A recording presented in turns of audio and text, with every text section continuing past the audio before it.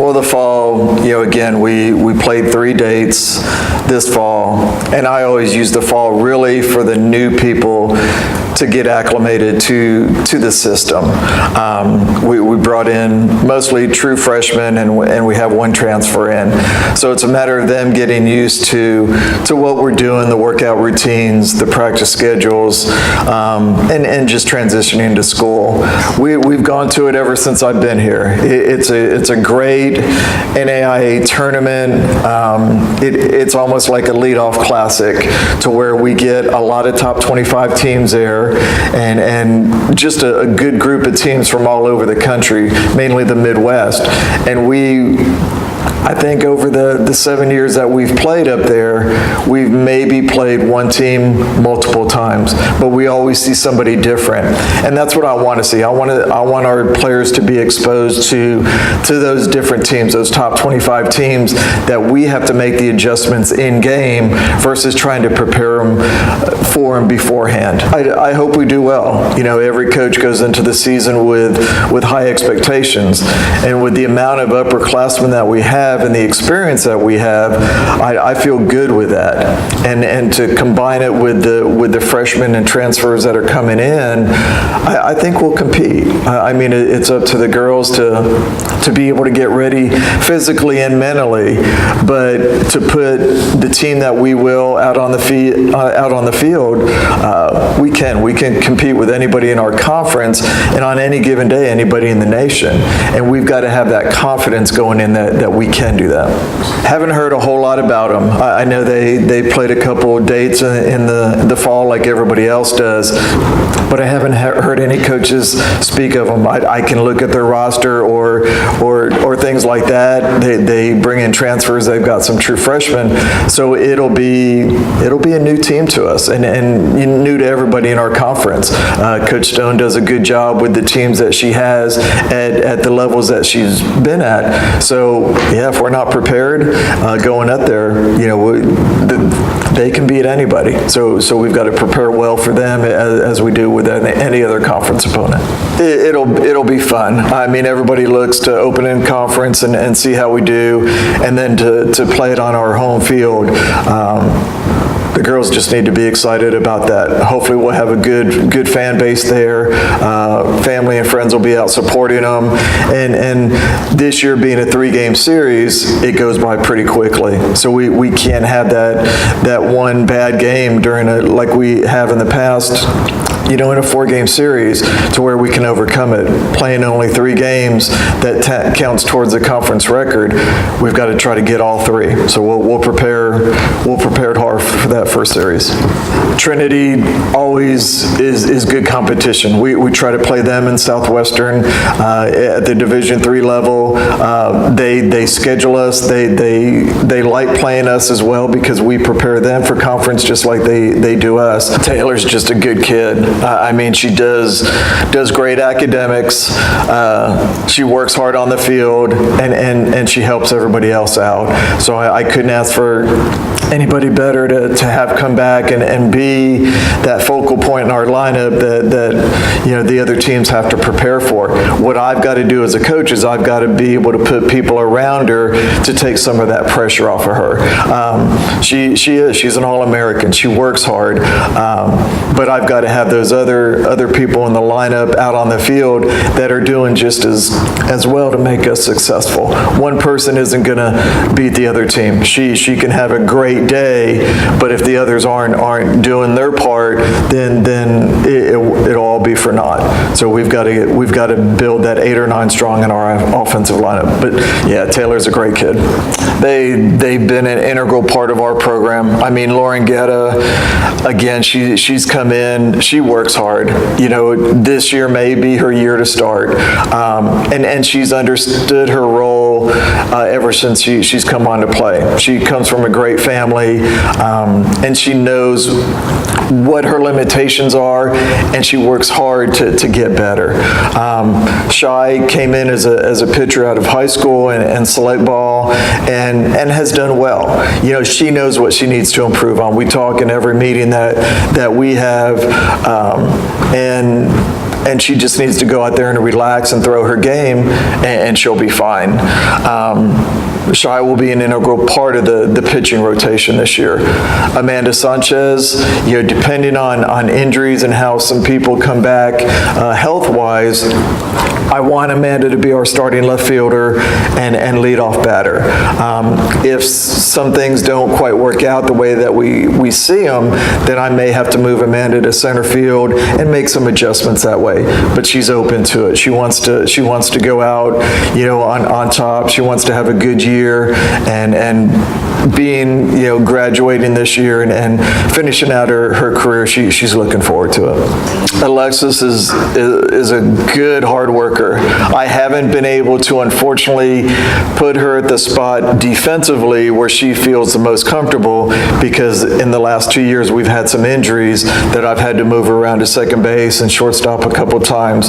So if I can get her situated defensively, then we'll be even that much better. Offensively, in the 2-hole, she gets hit by pitches, she gets that timely base hit, and she lays down that bunt whenever we need for her to do that. She understands the game. She's a very smart student of the game, and she'll be a big key in our lineup offensively to be able to produce those runs.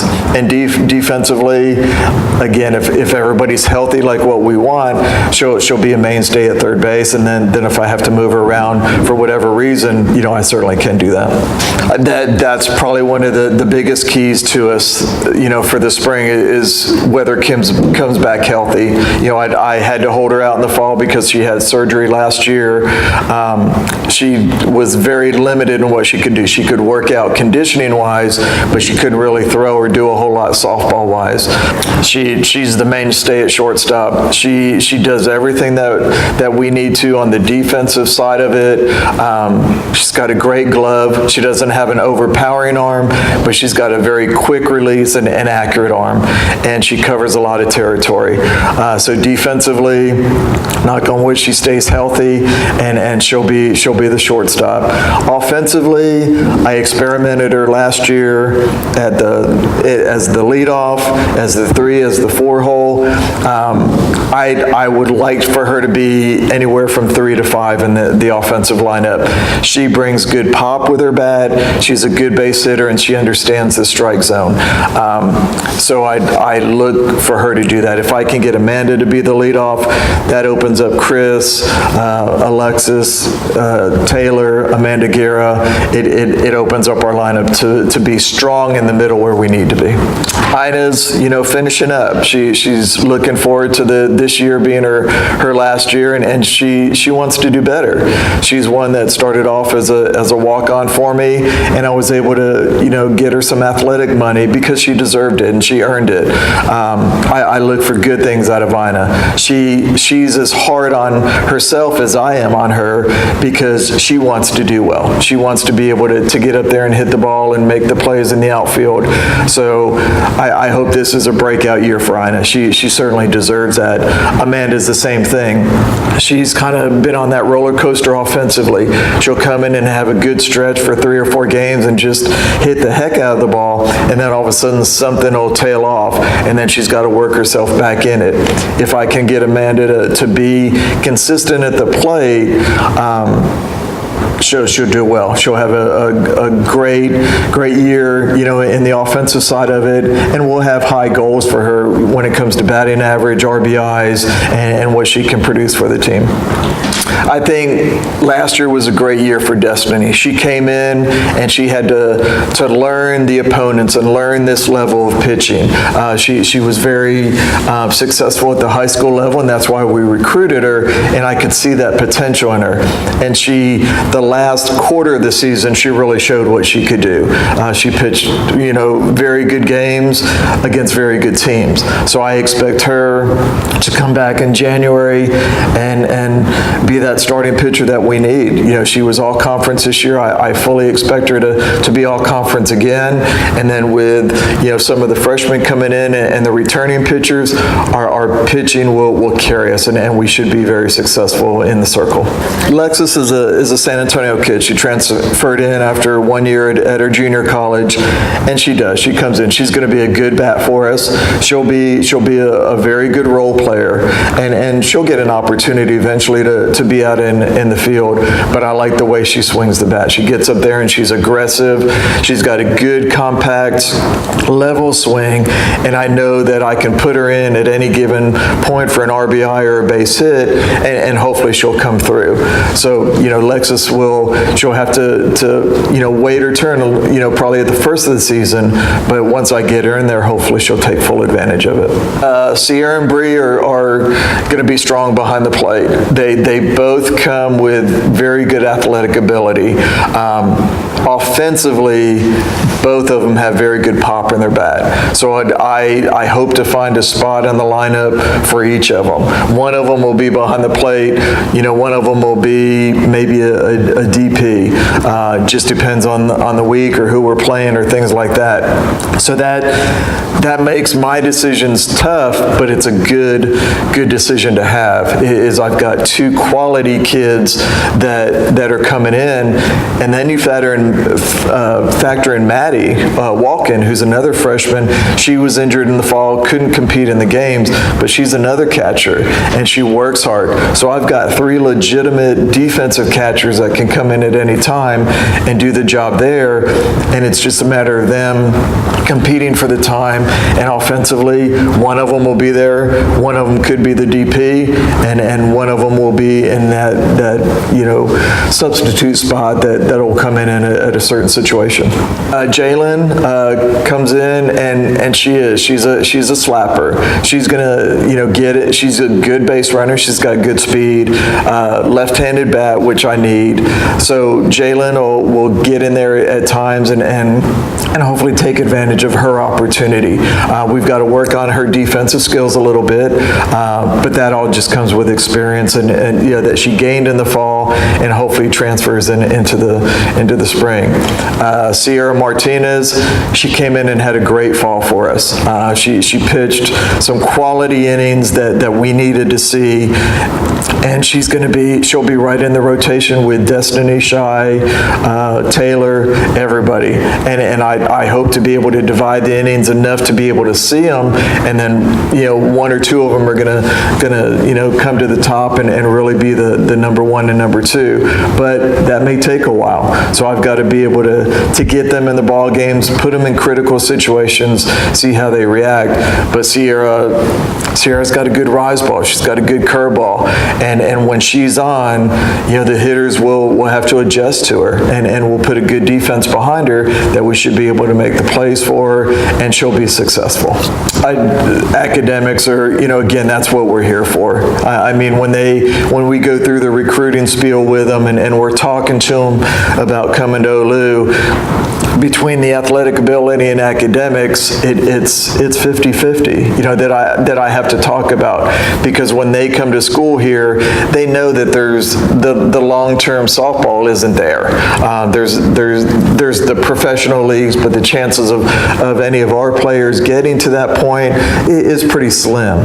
So we know that we've got to focus on academics as well and make sure that they graduate. It's always important for teams and student athletes to give back. We're blessed to be able to go to school and get a higher education, but we're also blessed to play the sport, whatever sport it is.